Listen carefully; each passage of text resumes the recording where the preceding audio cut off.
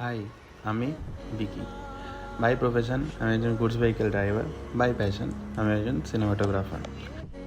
আমি এখন আছি সিকিম আর পশ্চিমবঙ্গের বর্ডারে, আর আমার সামনে আছে তিস্তা নদী।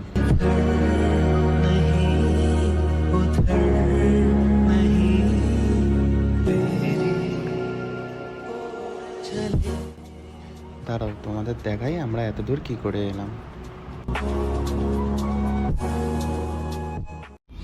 হাই গাইস, আজ আমরা যাচ্ছি হাওড়া থেকে সিকিম।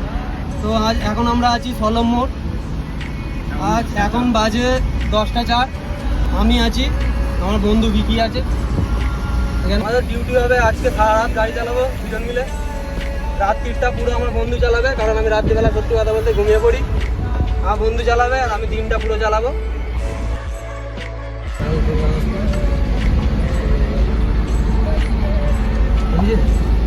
ফাইনালি অনেকটা জার্নি করার পর রাত 2টোর সময় আমরা এক্সপ্রেসওয়ে ধরেছি।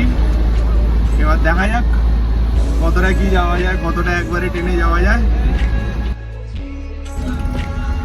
হাই গাইস, ফাইনালি আমরা ফারাক্কার ব্রিজে পৌঁছে গেছি। কাল রাতে বেরিয়েছিলাম 10টায়। এখন বাজে কটা বাজে গো বন্ধু? 6:40 বাজে। মাঝখানে এক জায়গাতে হোল্ড করেছিলাম, চাটা খেয়ে আবার উঠে পড়েছি। কন্টিনিউ কাল রাত্রি থেকে গাড়ি চলছে। আমরা এখন ফারাক্কার ব্রিজে আছি।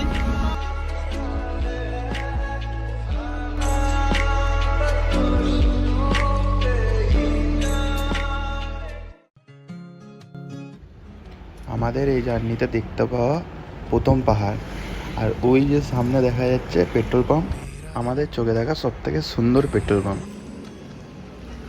দাও তোমাদের পেট্রোল পাম্পটা দেখায়।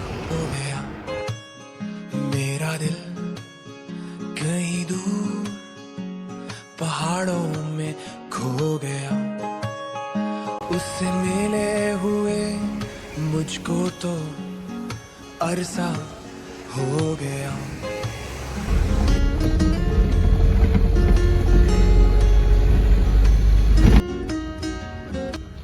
যখন আমরা আস্তে আস্তে ঘাটি রাস্তা উঠছিলাম, আমাদের ফিলিংসটা কেমন ছিল জানো? আমাদের ফিলিংসটা ছিল অনেকটা এক্সাইটমেন্ট, অনেকটা ভয়। কারণ আমাদের দুজনের মধ্যে কেউই কোনো দিনও পাহাড়ি রাস্তায় গাড়ি চালায়নি। কিন্তু আমাদের সাহস কে দিচ্ছিল জানো? সাহস দিচ্ছিল এই পাহাড় আর নদী। কারণ আমরা যত আস্তে আস্তে উপরের দিকে উঠছিলাম, তত সুন্দর সুন্দর পাহাড় আর নদী দেখতে পাচ্ছিলাম।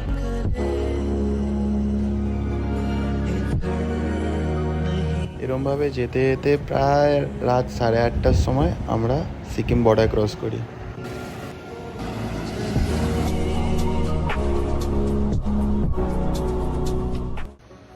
সিকিমে ঢোকার পর চালানে কিছু সমস্যার হওয়ার কারণে আমাদেরকে সারা রাত চেকপোস্টেই হোল্ড করতে হয়েছিল। রাতের অন্ধকারে আমরা কিছুই বুঝতে পারিনি যে আমরা কীরকম জায়গায় আছি। কিন্তু সকালে উঠে আমরা কি দেখলাম জানো? ना सुना उसने तवज्जो से फसाना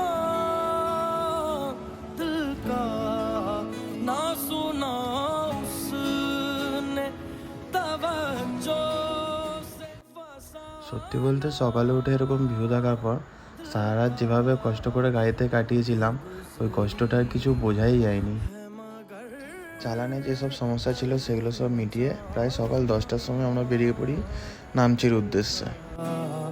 उम्र गुजरी নামচি যাওয়ার সময় আমাদের সামনে এমন সুন্দর একটা দৃশ্য পড়লো যে আমরা না দাঁড়িয়ে পারিনি।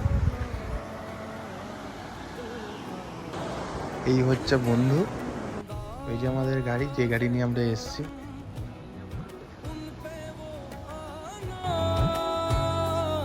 दिल का, उनके अंदाज़े करम। সব থেকে পাহাড়ের টপে আছি, সব থেকে পাহাড়ের টপে, পুরো টপের উপরে একটা পাহাড় নেই।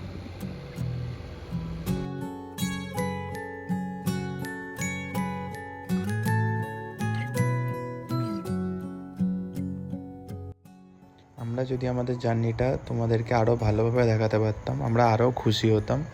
কিন্তু আমরা আমাদের জার্নিটা পুরোটা দেখাতে পারছি না, কারণ প্রথমত এটা আমাদের প্রথম ব্লগ, আর দ্বিতীয়ত আমাদের ওখানে গিয়ে ফোনে চার্জ দেওয়ার প্রচুরই অসুবিধা হয়েছে।